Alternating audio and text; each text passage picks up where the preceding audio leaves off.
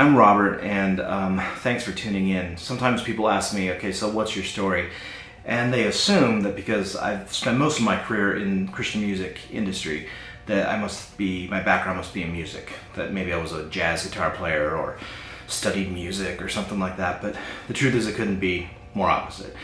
I was born in Hollywood, California, but when I was between 6 and 7, I moved to South Africa, and I was raised a majority of my childhood in South Africa. We came back, I finished high school, quickly got into marketing, and I dabbled a little bit in music, I'll be honest. And it's kind of one of those things where, like you look back on old school pictures and you're going, oh my gosh, what was I thinking? I look so ridiculous.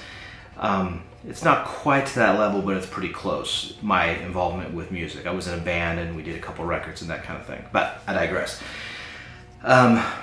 Spent time in marketing primarily within the music industry. Started my own record company called Essential Records out in California, and was bought up by a company back here in Nashville, Tennessee. Moved to Franklin, Tennessee, and ran Essential Records for 13 something years.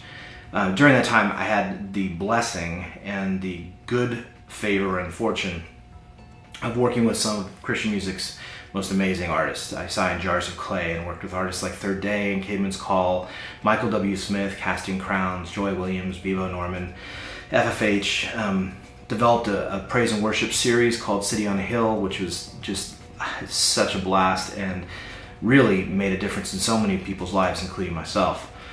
But through the course of that, or during the course of that, I met a girl, fell in love. 3 months later, we were married. Ended up having 3 kids, 3 girls. And the difficult thing of being in the music business is that it's a very fast life. I traveled a lot between doing things like album premieres and tours on the road, or going to the Grammys or premieres and parties. It seems like I was gone all the time. It really took a toll on my family. The saying is true that you do reap what you sow. And as a result of me living so hard and fast, even though I came to the place on my own where I needed to change, I knew I needed to change, and started doing things to change, the seeds that I had sown came to fruition. And my wife of 13 years decided, for a number of her own personal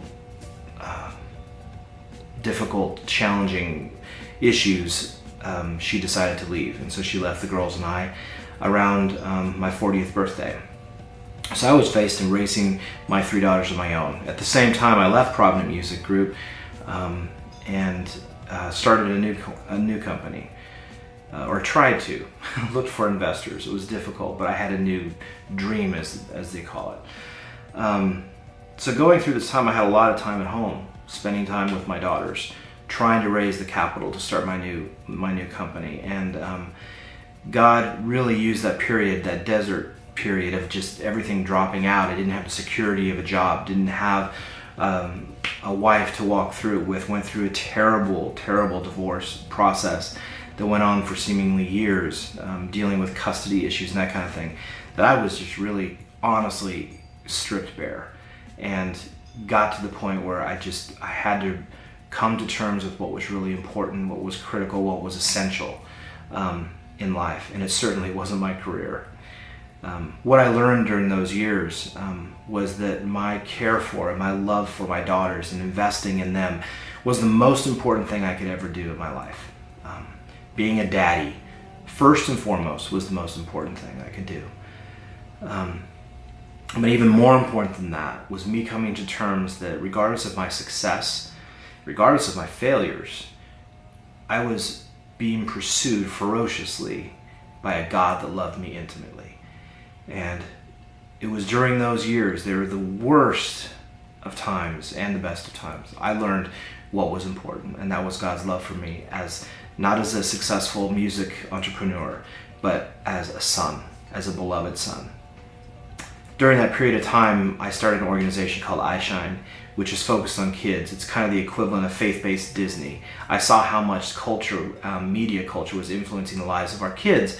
I felt like that is really one of the most important things I can invest my life or my time into, and that is helping kids understand at an early age how important they are and their identity in Christ. I started this website, soloparenting.tv, to be a resource or to be a place where single parents could be encouraged.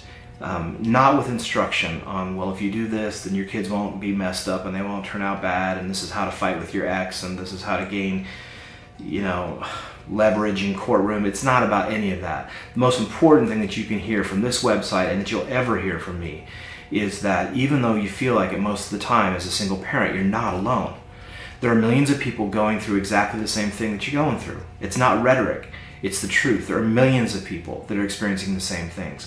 And more importantly than that, there is a God who made you just the way you are, who has a plan for your life, who is invested deeply into your story and knows that it's not over yet. So I want to be an encouragement to solo parents to hang on, to know that you're not in it alone.